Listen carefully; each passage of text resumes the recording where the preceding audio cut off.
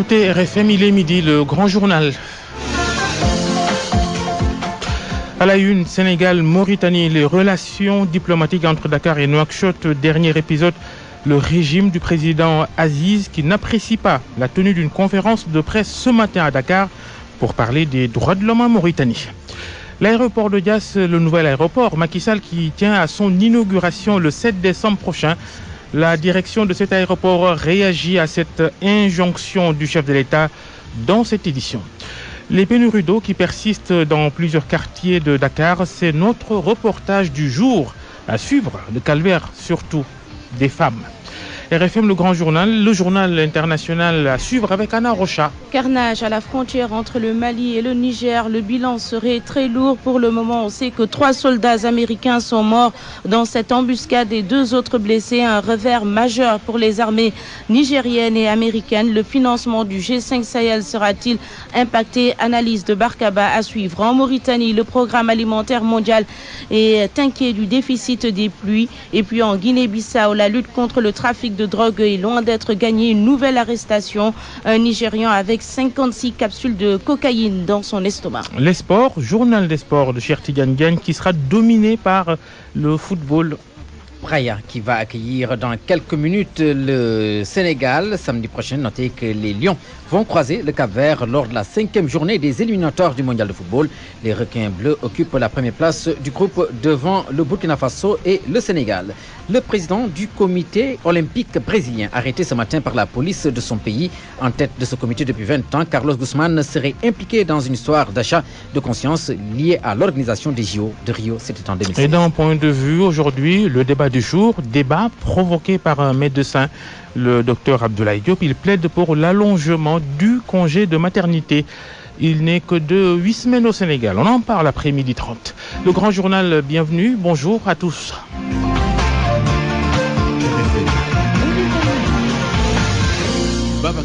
Oui, une conférence de presse qui risque d'envenimer les relations diplomatiques entre le Sénégal et la Mauritanie. Les associations sénégalaises des droits de l'homme, en compagnie de membres de l'opposition mauritanienne, ont tenu ce matin à Dakar une conférence de presse pour évoquer la situation des droits de l'homme dans le pays du président Mohamed Ould Abdelaziz, notamment les droits des négros mauritaniens, de l'esclavage. Cette conférence de presse, elle devait d'ailleurs se tenir la semaine dernière dans un célèbre restaurant sur le boulevard de la République à Dakar, mais le gouvernement du Sénégal avait tout fait pour l'empêcher. Alors, ces militants des droits de l'homme sénégalais et mauritaniens ont réussi à la faire aujourd'hui. Et c'est la colère à Nouakchott, même l'agence de presse sénégalaise qui avait publié une dépêche pour annoncer la fameuse conférence de presse a reçu les foudres de l'agence d'information officielle de Mauritanie. Notre correspondant Mohamed Diop.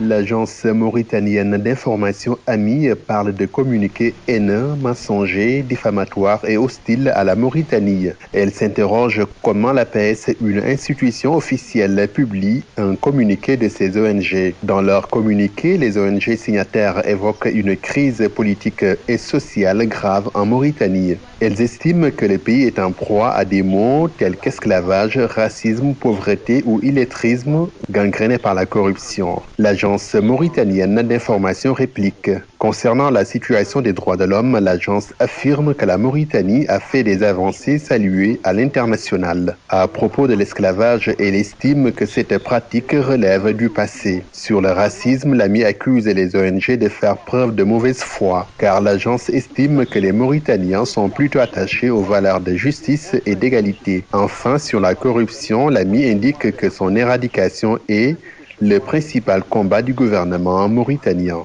Mohamed Diop, Nouakchott, RFM. Comme évoqué en titre très tendu depuis quelque temps, les relations diplomatiques entre Dakar et Nouakchott et la Goudienne. Entre le Sénégal et la Mauritanie, cela semble le « je t'aime moi non plus ». Les relations entre les deux voisins sont en dents de scie depuis plusieurs mois, tout comme les relations entre les présidents Macky Sall et Mohamed Abdelaziz, même s'ils s'en défendent diplomatiquement à travers des discours diplomatiques. Mais la crise gambienne a étalé au grand jour les divergences entre Sall et Aziz.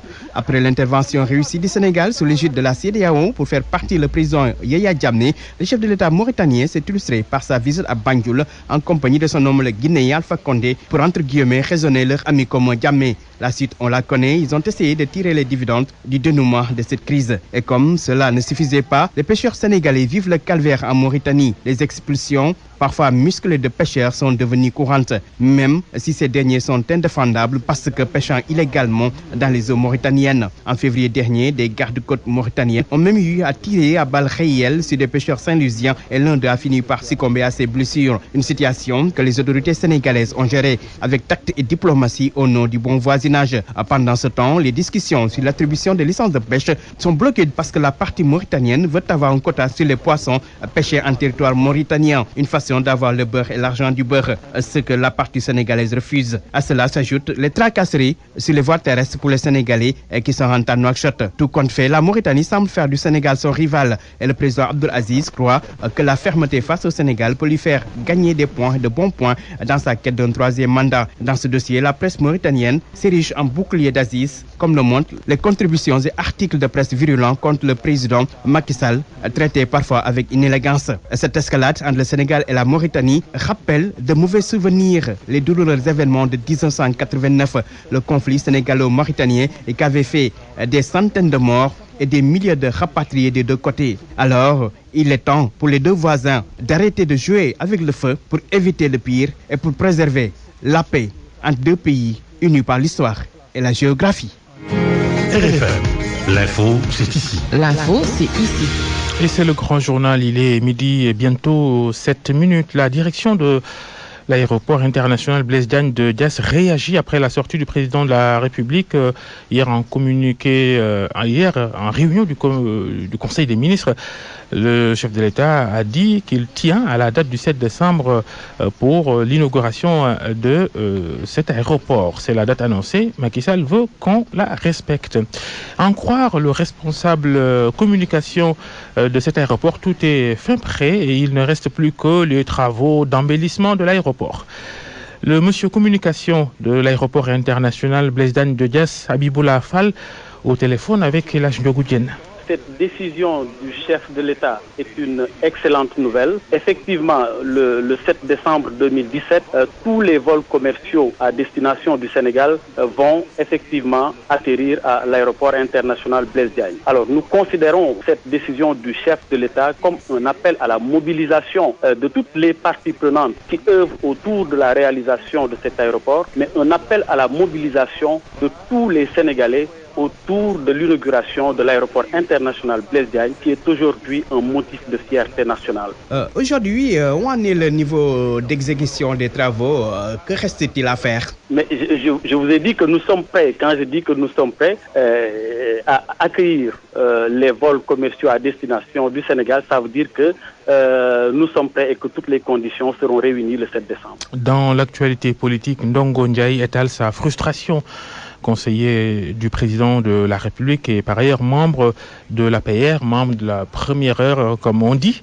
Il note une certaine léthargie dans le fonctionnement de leur parti, l'Alliance pour la République. Et pour lui, l'APR ne fonctionne pas normalement donc et il y a lieu de rectifier le tir.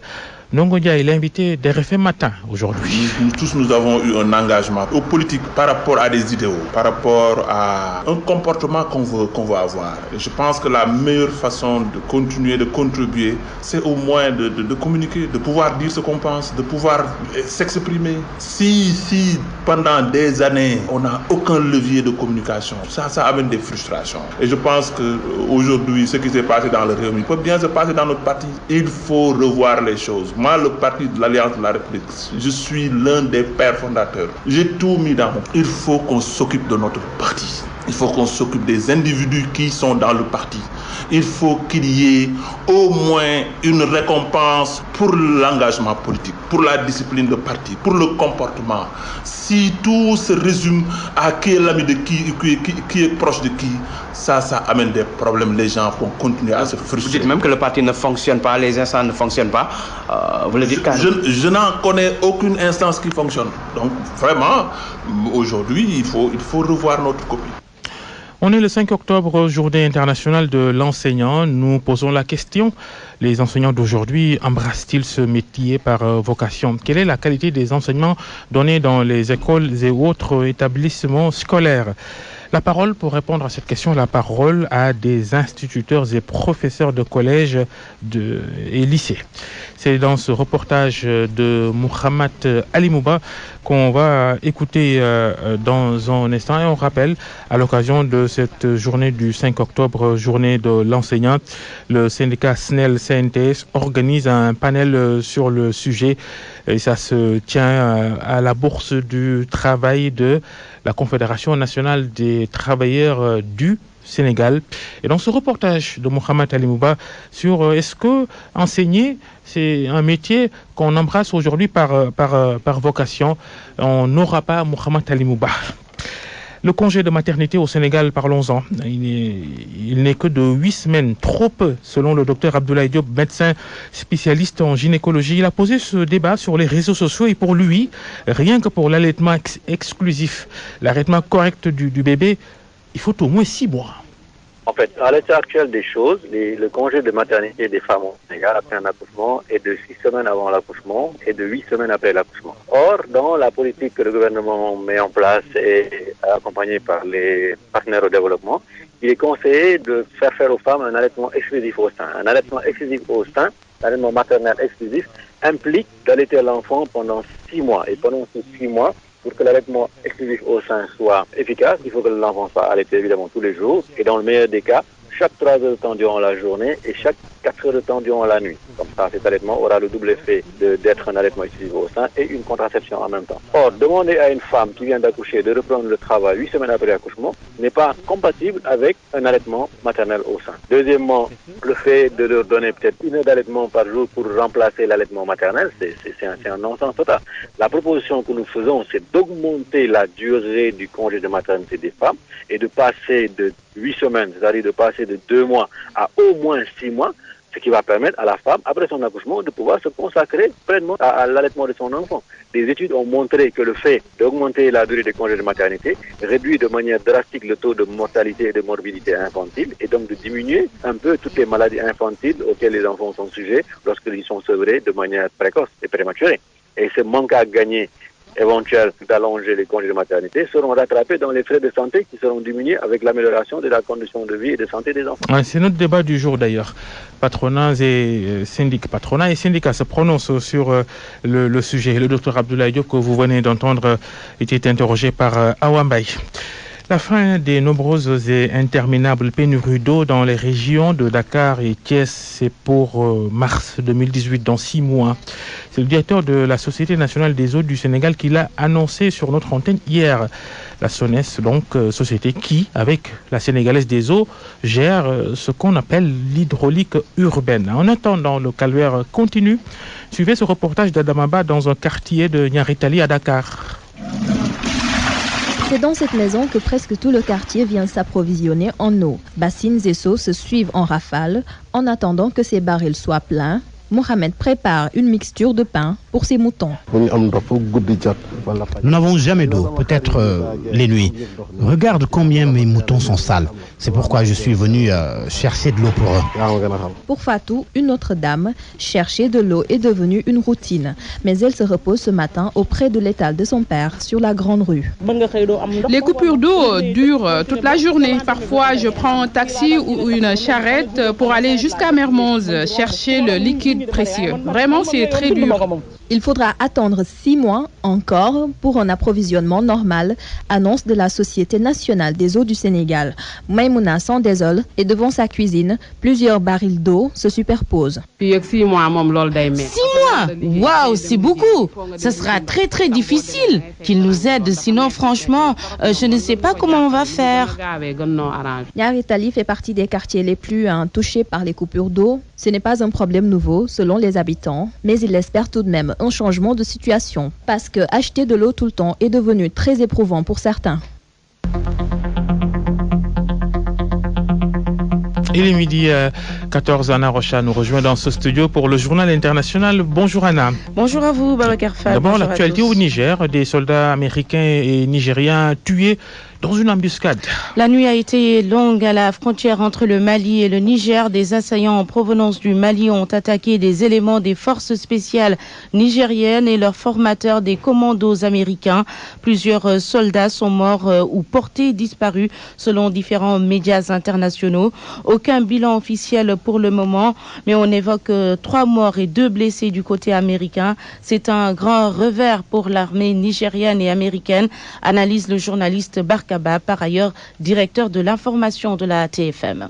On peut dire que les terroristes qui sont à l'origine de cette attaque ont frappé un très grand coup. Parce que dans la compétition, si l'on peut dire, entre les différents groupes djihadistes, arriver à abattre des soldats américains ou à leur infliger des pertes est en quelque sorte une sorte de Graal. Et les militaires qui sont tombés là-bas, c'est la crème des forces spéciales. Et de surcroît, c'est des instructeurs qui ont été dépêchés là-bas dans le cadre de la doctrine américaine qui s'appelle Light Footprint, l'empreinte légère, qui vise à encadrer certaines forces africaines dans la lutte contre le terrorisme. Est-ce que cette perte de soldats américains pourrait avoir des conséquences positives ou négatives sur le financement du G5 Sahel? Absolument. Je pense qu'avec un président comme Donald Trump, qu'on connaît assez impulsif, il ne pourra pas passer par pertes et profits la mort de ces soldats américains. On sait tous que depuis que les Américains ont perdu une vingtaine de soldats en Somalie, l'opinion publique américaine supporte difficilement de telles pertes. Alors, jusqu'à quel point ça va influer avec ce qui s'est passé? Parce qu'on ne connaît pas encore l'ampleur du bilan. Et souhaitons qu'il n'y ait pas de prisonniers américains. Parce que le spectacle de soldats américains entre les mains de djihadistes qui pourraient être l'objet de mauvais traitements, je pense que cela serait un traumatisme majeur pour l'armée américaine. De ce fait, Trump sera obligé de s'engager un peu plus en Afrique alors que ce n'était pas son option de départ et donc conséquemment de prendre plus au sérieux le G5 Sahel et de les appuyer un peu plus sur le plan financier et militaire. Barkaba.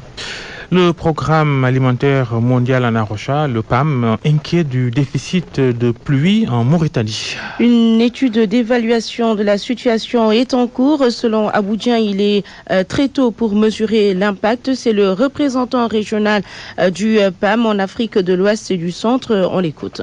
Tout le monde a constaté qu'il y a eu un déficit en matière pluviométrique. Ce qui est assez inquiétant. Nous l'avons discuté avec les plus hautes autorités. Maintenant, il y a une évaluation de l'impact que ceci pourrait avoir. Cette évaluation est toujours en cours et devrait être bouclée très bientôt. Et ça va nous permettre d'avoir des données et de dégager un peu des projections. Donc pour l'instant, c'est trop tôt de vous donner des chiffres, mais ce qu'on peut dire, c'est que nous sommes préoccupés par cette situation. Juste une petite estimation, même à l'absence de chiffres pour le moment. Déjà, ce pays est connu pour avoir en général des déficits pluviométriques, si on part de là. Maintenant, si déjà en année normale, nous avons des gaps, en année exceptionnelle comme celle-là, où il y a eu un déficit, ça va s'aggraver. Je ne peux pas vous donner les chiffres. Nous avons des collègues qui sont en train de travailler avec le gouvernement sur cette question. Soyez patients, dans les jours qui viennent, on aura des résultats palpables. Aboudjan, le représentant régional du programme alimentaire mondial en Afrique de l'Ouest et du Centre. Il était interrogé par notre correspondant à Nouakchott, Mohamed Diop.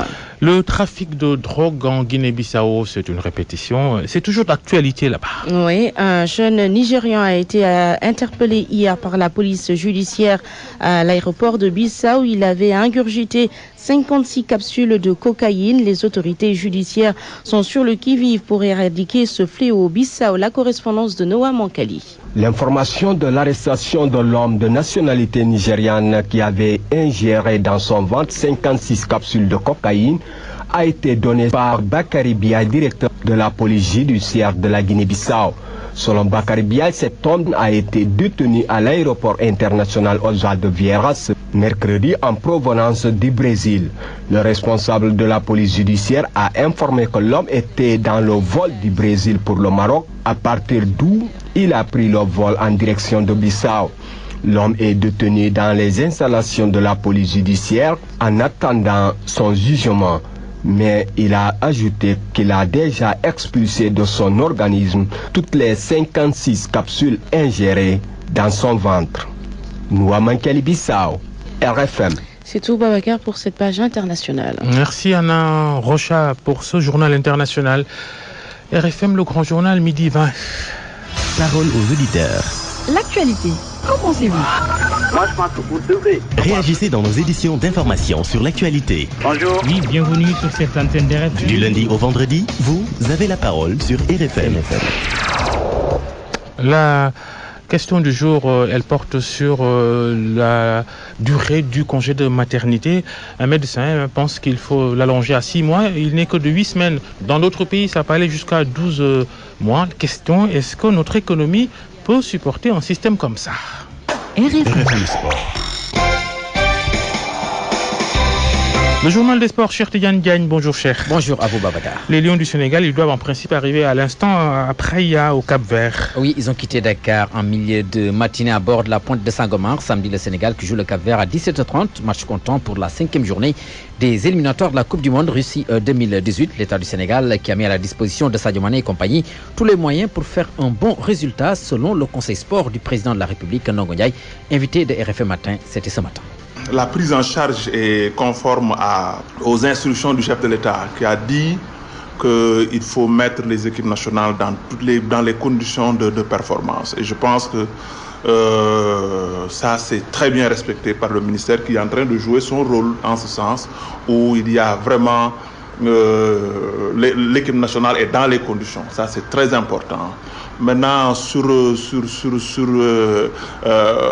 que je pense de l'équipe nationale, c'est que je les encourage, je veux qu'ils savent les aspirations, les attentes du peuple, et que je pense qu'ils sont conscients de ce qui les attend. Le Sénégal a toutes les chances d'aller en Coupe du Monde. Il faut qu'on joue nos chances à fond. Il ne faut pas qu'on ait du regret. C'est-à-dire que nous avons franchement, je crois qu'il faudrait qu'on finisse avec ces chansons-là, qu'on ait la place qu'on mérite.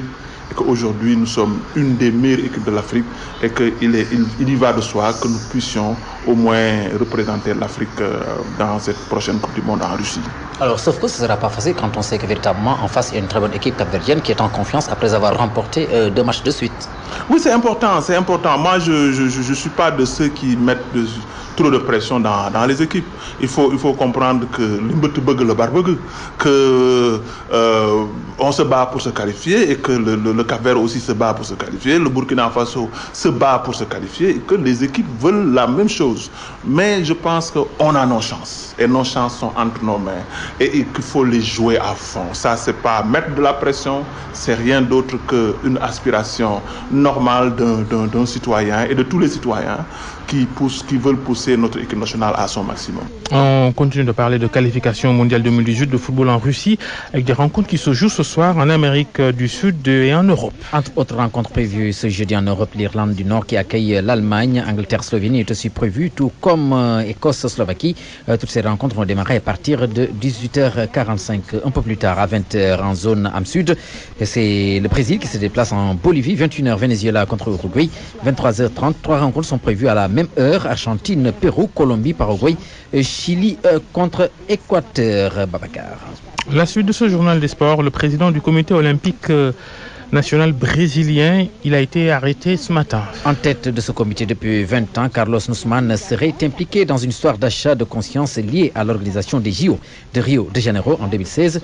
Du Brésil, la correspondance de Détouba Ndiaye. Les agents de la police fédérale brésilienne ont arrêté le président du comité olympique brésilien Carlos Altius Nussmann et celui du président du comité Rio 2016 Leonardo Griner. Ce dernier était aussi le directeur général du comité Rio 2016 et bras droit de Nussmann. Les officiers sont arrivés à la maison de Nussmann peu avant 7h du matin, heure de Brasilia, 10h à Dakar pour un mandat d'arrêt international temporaire. Nussmann est considéré comme le principal responsable du paiement de pots de vin à 2 membres du comité olympique international lors de l'élection de Rio de Janeiro pour les Jeux olympiques de 2016, à savoir les Sénégalais Lamine Diack et son fils Pape Massata. Au début du mois de septembre dernier, il a été renvoyé au siège de la police fédérale pour témoigner dans l'opération intitulée Unfair Play, jeu injuste en français, dans l'opération Lava Jato durant le gouvernement de l'ancien gouverneur de l'État de Rio de Janeiro, Sérgio Cabral, qui est en prison depuis 1 an. Les enquêteurs de la police fédérale, du ministère public fédéral brésilien et du service des recettes fédérales du Brésil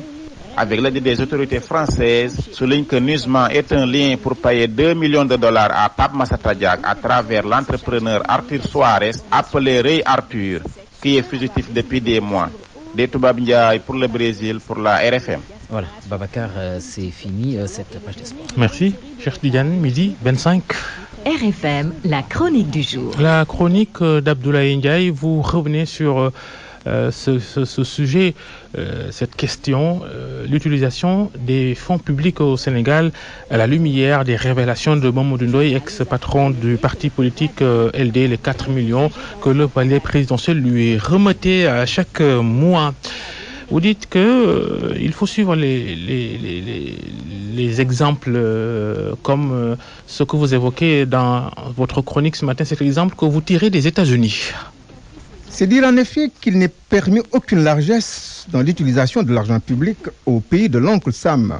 Une règle d'or qu'un ministre vient de vivre à ses dépens. Tom Price, qui jusqu'ici s'occupait de la santé, a été contraint à la démission pour abus de déplacements officiels à bord d'avions privés. Il s'est engagé à rembourser le coût de ses voyages, évalué à plus de 200 millions de nos francs. L'intérêt de l'histoire pour nous est d'aider à rétablir des rapports justes et transparents que nous devons avoir à tous les niveaux de responsabilité publique avec l'argent du contribuable.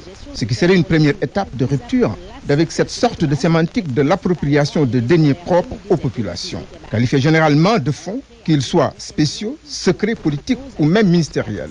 Ils peuvent être entourés d'une opacité qui pose le problème de leur utilisation. Reste que sans nier l'évidence, dans nos républiques, ils procèdent d'un vote de mise à disposition par nos parlements, mais que ces derniers n'en assurent ni le suivi ni le contrôle. Nous sommes dans ce que le professeur Jean Garrigue appelle une culture archaïque du privilège avec des finances publiques distribuées de manière aristocratique au sens grec du terme. Surtout que cette générosité chiffrée à plusieurs milliards est hors de tout cadre juridique et réglementaire.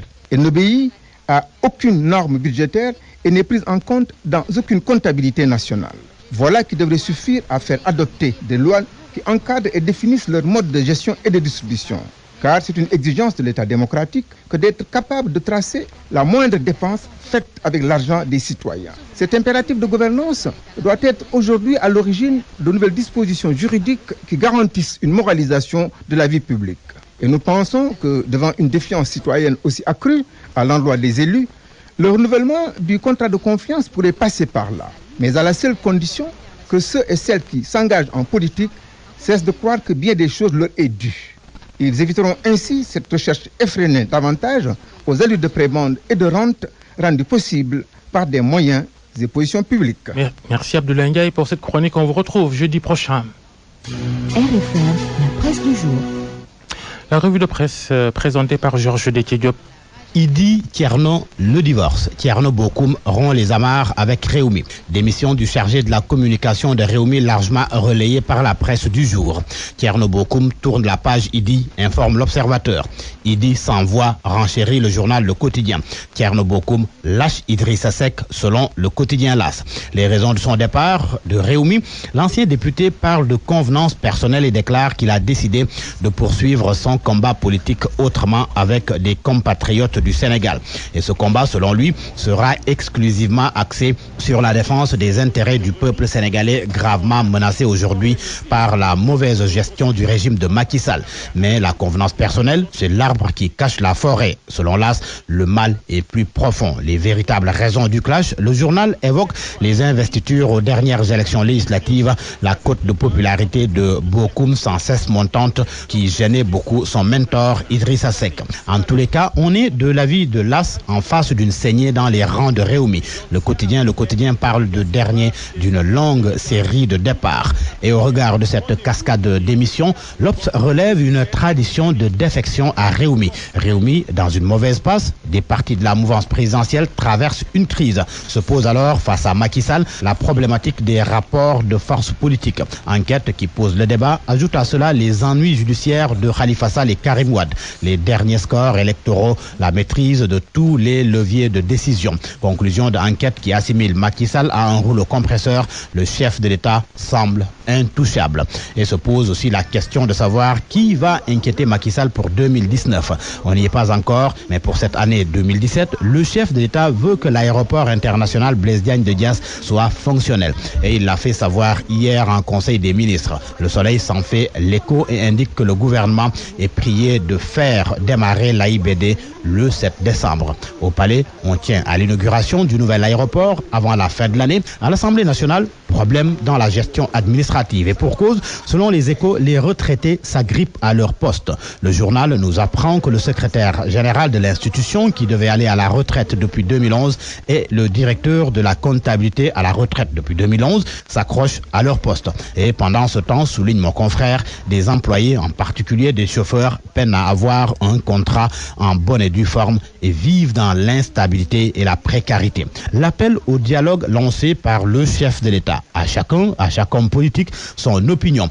La position de Moussassi à la une de Vox Populi. Le maire des Parcelles Assainies et membre de Manko Tahaou Sénégal déclare qu'en boycottant le dialogue, on prête le flanc et on donne raison au pouvoir. Un autre homme politique, Aliou Sow, le président de MPD Ligue, s'entretient avec l'Observateur. Pour le journal, Aliou Sow confie ses ambitions et échecs. Quelques morceaux choisis. Mon combat n'est pas de faire partir Macky Sall. Je pouvais rester un bon célibataire qui profite de la vie. Par respect pour ma fille, je tairai les raisons qui m'ont poussé au divorce. Un coup d'œil à présent dans le Témoin. Nomination de 5 nouveaux généraux. Les heureux promus, les colonels Cheikh Wade, Amadou Antagay, Moussa Fall de la gendarmerie, Momar Sen, médecin qui devient directeur de l'hôpital principal, et Joseph Mamadou Diop. Selon le Témoin, ils ont tous été élevés au grade de général de brigade sur proposition du chef d'état-major général des armées et du haut commandant de la gendarmerie nationale. En sport, l'assainissement de l'arène en question, Sunulam nous apprend que le CNG prend une batterie de mesures. Entre autres, les face-à-face interdits pour les combats non officiels, 2 millions de cautions pour Demba Diop, contrat de sponsoring à signaler au CNG. Problème cependant, selon Sunulam, les promoteurs en colère se réunissent jeudi. Football, Cap-Vert, Sénégal, c'est samedi. Les poulains de Aliou Cissé, attendus de pied ferme par ceux de Lucio Antunes, qui confie à Stade qu'il connaît par cœur tous les joueurs du Sénégal et qu'il a une stratégie pour empêcher le Sénégal de jouer. Ce qui fait dire au quotidien du sport, Stade bien sûr, que les requins bleus sont prêts à bloquer les lions qui, selon l'Observateur, débarquent à Praia, la tête en Russie. Oui, Russie 2018 passe en partie par Praia ce samedi. À vos kiosques et bonne lecture. Ce programme vous a été proposé par Emirates. Merci Georges Déthié pour cette revue de presse midi 32. Parole aux auditeurs. L'actualité, qu'en pensez-vous? À ces points de vue, nous y sommes et la question du jour liée à ce que soulève le docteur Abdoulaye Diop. Il est médecin spécialiste de la gynécologie. Il propose l'allongement au Sénégal du congé de maternité. Il n'est que de 8 semaines, le congé de maternité pour les femmes qui travaillent. Alors, pour lui, il faut au moins 6 mois pour au moins permettre aux femmes d'allaiter leur enfant de façon correcte et de façon exclusive. Pour en parler, nous sommes avec Mbagnick Diop, président du MEDES. Bonjour. Bonjour, Babacar. Vous êtes le président donc du MEDES, Mouvement des entreprises du Sénégal, organisation de patrons. Arnaud Diop aussi, vous participez à ce débat. Vous êtes le secrétaire général du syndicat SAT Santé. Bonjour. Bonjour, Babacar. Et j'imagine la proposition du docteur Diop, vous êtes d'accord? Oui, pour le prolongement, ça veut dire que ça ne nous gêne pas trop, parce que d'autant plus que quand on dit souvent que pour donner le maximum, il faut être dans un état, un bon état. Et un bon état, c'est un équilibre physique, mental et social. Et donc je pense que la productivité du travailleur. Voilà, pour avoir le maximum du travailleur, il faut qu'il soit dans des conditions. Et nous comprenons très bien que l'accouchement, la naissance fait partie de la vie des femmes. Et donc je pense que si on augmente ça pour leur permettre d'être dans des conditions pour donner le maximum d'eux-mêmes, je pense que nous sommes preneurs. J'imagine que vous vous demandez, vous, si, du point de vue économie et le système qui existe au Sénégal, est-ce que c'est faisable d'allonger le congé de maternité à 6 mois au moins? Oui, paradoxalement, je vais répondre par l'affirmative, mais peut-être pas 6 mois. Vous savez, il y a les réalités dans les entreprises. Toutes les entreprises ne donnent pas des congés de 8 semaines. Ça dépend des entreprises, il y a des règlements intérieurs, des entreprises et tout. Il est vrai que 8 semaines est aujourd'hui ce qui se passe dans la majorité des entreprises sénégalaises. Mais moi, je suis personnellement, mes employés ont plus de 16 semaines de congé maternité. Tout simplement, on les donne 2 mois avant l'accouchement et 2 mois après accouchement, ça fait 4 mois. Je pense que c'est un peu dans l'ordre des choses par rapport à ce qui se fait au niveau international. Aujourd'hui, maintenant, on a des réalités. Attention, au niveau international, on a vu dans des pays, pour citer le Canada, ou des pays de la Scandinavie, Finlande, Norvège, où ça peut aller jusqu'à 12 mois. Oui, mais vous parlez des pays nordiques, la Scandinavie, la Norvège, je ne dirais pas des pays spéciaux, mais ce ne sont pas des pays marginaux. Mais lorsque je parle des pays occidentaux, je fais allusion à la France, à la Belgique, en Italie ou à l'Allemagne. Il est vrai que l'entreprise a besoin de productivité. Aujourd'hui, beaucoup de chefs d'entreprise hésitent aujourd'hui à même embaucher des femmes mariées pour éviter justement ce problème de congé maternité. Ils préfèrent toujours opter pour des femmes célibataires afin d'éviter de confiner. C'est un peu de la discrimination, non? C'est un peu de la discrimination, mais bon, ça dépend maintenant du chef d'entreprise, du patron, de l'approche qu'il a. Parce qu'il est vrai que lorsque vous avez une vingtaine d'employés, dont 14 ou 15 femmes, et que dans l'année, il y en a 4 ou 5 qui vont en congé maternité, il est vrai que ça impacte négativement sur la productivité de l'entreprise.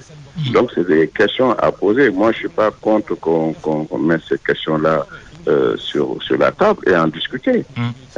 Mais comme je vous l'ai dit tantôt, moi, personnellement, c'est 16 semaines de congé maternité, et même des fois, c'est 5 mois, après 3 mois après l'accouchement.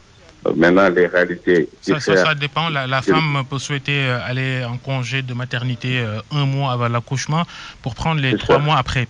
Mais gardez la ligne, Mbagnick Diop. Arona Diop, vous, votre double casquette de syndicalisme, mais également de salariés du secteur de la santé, l'allaitement exclusif qu'évoque le docteur Diop qui fait cette proposition, ça vaut le coup d'allonger ce congé de maternité, au moins. C'est vrai, je pense que normalement c'est 14 semaines, 6 semaines avant l'accouchement et 8 semaines après l'accouchement. Mais par rapport à la politique nationale, j'ai écouté le médecin tout à l'heure, et l'État maintenant pousse les femmes à allaiter exclusivement les enfants au sein pendant 6 mois.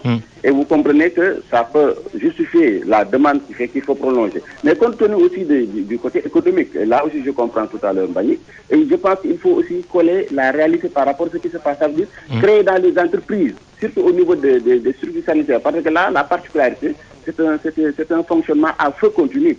Peut-être ailleurs même à 17h, il n'y a plus de travail, mais imaginez une femme qui a son enfant qui doit venir faire la garde de nuit. Parce que là, le milieu hospitalier, c'est un secteur à feu continu, donc on travaille jour et nuit. Peut-être là, faire créer la discussion et faire des services qui sont réservés à ces femmes où ils peuvent garder leurs enfants au moment où ils sont de garde pour pouvoir respecter cette politique-là. Et je pense que si la discussion est créée, on peut bien adopter cette stratégie en permettant aussi à l'entreprise de gagner.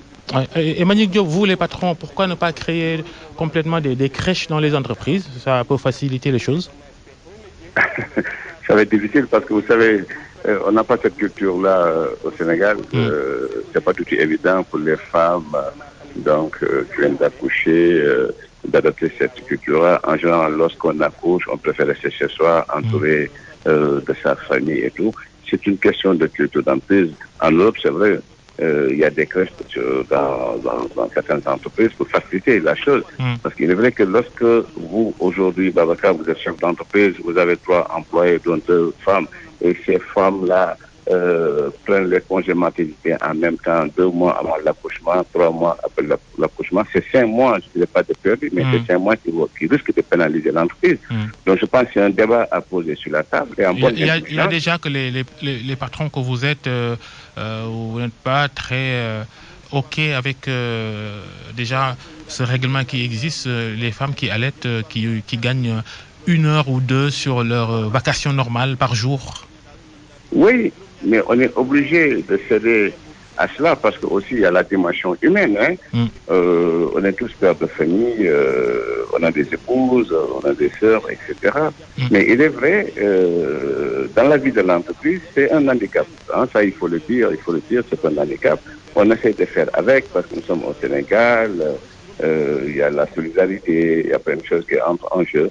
Mais pour parler objectivement, c'est un handicap pour l'entreprise lorsque les congés maternité dépassent 16 mois ou plus. Ça, c'est un handicap, un vrai handicap pour l'entreprise. Et ça met à nu un peu la faiblesse de notre système économique, non? Ah oui, ça c'est sûr. Parce que déjà, on ne travaille pas beaucoup au Sénégal. Comme vous savez, j'ai l'habitude de dire dans des interviews. Vous savez, on est des rares pays où il y a le plus de jours fériés au monde. Imaginez les jours fériés qu'on a au Sénégal, sans compter, lorsque vous avez des employés qui ont des CDI, tu n'as pratiquement aucune manie sur eux, donc ils font ce qu'ils veulent. Qu'est-ce que tu peux faire? Tu peux pratiquement rien faire. Jour férié, mais également peut-être la ponctualité, le respect des heures de vacation. Oui, gros problème. C'est un gros problème. Tous les chefs d'entreprise sont d'accord pour cela. Donc c'est un problème, nous le vivons au quotidien et ça freine la productivité, ça freine la compétitivité. On parle de compétitivité, on parle d'émergence.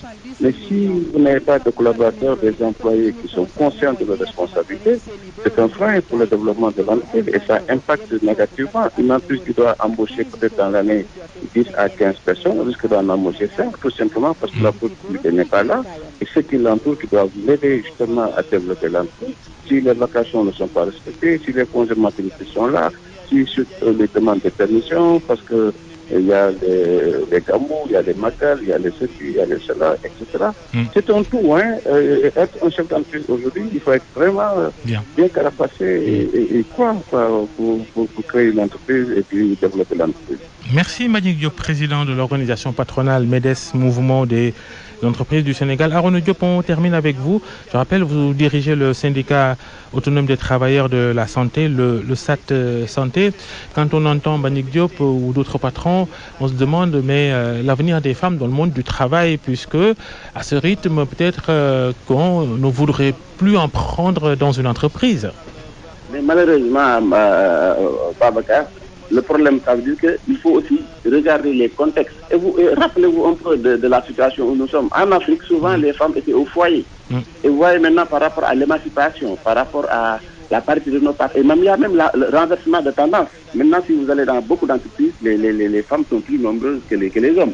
Et donc, je pense que c'est une discussion qui si on ne le pose pas tout de suite, je pense qu'on va le poser ultérieurement. Et je pense que là aussi, il faut trouver des solutions à discuter. Parce qu'il est bien vrai que les gens veulent prendre les hommes, mais regardez maintenant par rapport à ce qui se donne, par rapport aux demandeurs d'emploi. C'est plus les demandeurs, c'est plus les femmes qui demandent à travailler que les hommes. Et je pense que là, c'est un débat vraiment qu'il faudra poser et le poser tout de suite.